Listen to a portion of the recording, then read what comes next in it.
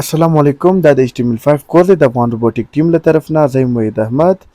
په 13مه ویډیو کې موږ او تاسو د HTML لینکس انټروډکشن زده کړو چې موږ څه ته لینکس استفاده کوو او څو حصې لري. هغه د 4 حصې لري او اول پارت مو په هغې ویډیو کې وکړلو. پارت 1 چې کوم و چې په خپل پیج کې نورو صفحو ته څنګه سړی تللی شي، خپل ویب سایټ کې نور صفحو ته موږ څنګه ځو چې هغې باره کې موږ دا کوډ وکړلو. نن دویم پارت کو په دې 11مه ویډیو کې پارت 2 چې دی هغه د لینکینګ ټو ادر ویب سایټس، چې خپل ویب سایټ نه ته نور ویب سایټونو ته څنګه لینک ورکولی شي چې هلته څوک کلیک وکړي هغه بل ویب سایټ ته لاړ شي. هغې ته موږ اول به د اینکر ټیک څنګه موږ اول به یو هیډینګ وله ورکو. د پاس چې کوم کوډ دی دغه کوډ دا موږ 10مه ویډیو کې کړی و. اوس به دلته وله ورکو HTML Part 2 linking to other websites. اور بدلته مونږ انکر ټیګ ولا ورکو. د href چې کوم اټریبیوټ دی د دې ویلیو به اوس مونږ څنګه ورکو. دلته مونږ به راشو براوزر ته. دلته فیسبوک چې کوم صفحه ده دا ما خلاصه کړې ده. په دې فیسبوک کې زه دلته کلیک چې وکړم دلته چې دا ټول هایلایټ شي دا به ځان سره کاپي کړم. دا مې چې کاپي کړو کنټرول پلس سی سره دا به دلته اوس مونږ پیسټ کړو. دا د فیسبوک ایډریس راغلو. دې ته به اوس نوم ورکو فیسبوک. چې زمونږ ویب سایټ کې څوک دلته کلیک کوي هغه به ډایرکټ فیسبوک ته ځي. دلته اوس ټارګیټ کې مونږ ورکو بلینک چې دا په نوي ټیب کې خلاص شي، هغې کې خلاص نشي. دا چې اوس سیو کو چې سیو کې اوس به راشئ دلته تاسو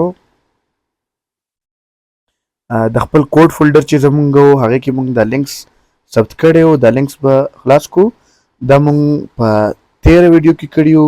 دا د اوس ویډیو والا دی لینکینګ ټو ادر ویب سایټس فیسبوک دی چې دې باندې اوس کلیک وکړم دا نوې صفحه خلاصه شوه.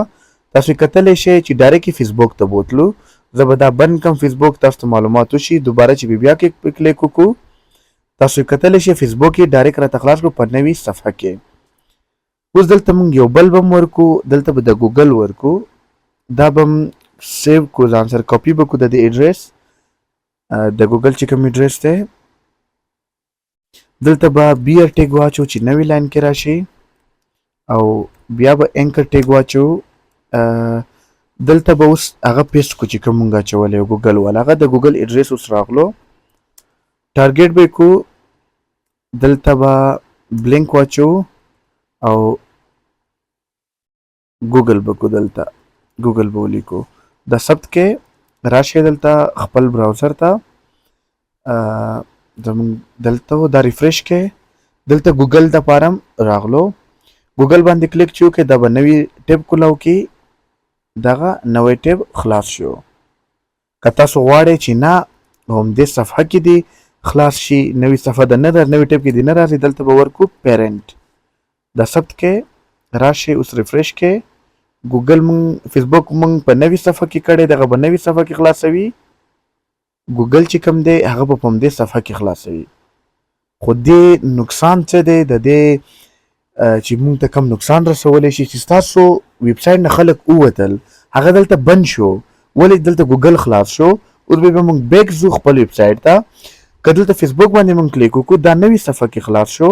او که دلته راشي زمونږ ویب سایټ خلاص دی یوزر زمونږ ویب سایټ نه وځي نه هغه وتلی نه دی زمونږ ویب سایټ نه. نو د دې فایده دا ده. نو همیشه کوشش وکړئ چې خپل ویب سایټ کې کله هم لینک اچوئ بل ویب سایټ ته هغې ته دلته ټارګیټ ویلیو بلینک ورکئ چې یوزر چې کم دی هغه ستا د ویب سایټ نه بیخي بهر نشي.